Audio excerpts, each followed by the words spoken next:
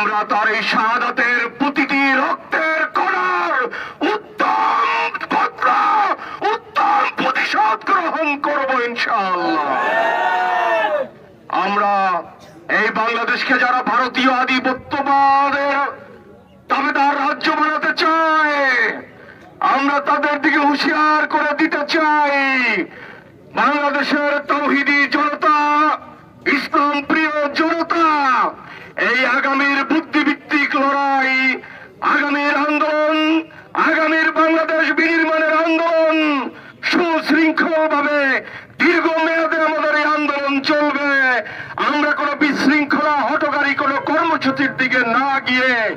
এই বাংলাদেশ থেকে যেই আদর্শের শত্রুরা আমাদেরকে, যারা বাংলাদেশ থেকে উৎখাত করতে চায়, কাপুরুষের মতো যারা এভাবে গুলি করে উসমান হাদিদের প্রজন্মকে হত্যা করতে চায়, আমরা আগামী দিনে এই আদর্শের রাজনীতি, এই অপরাজনীতি, এই সন্ত্রাসের রাজনীতি,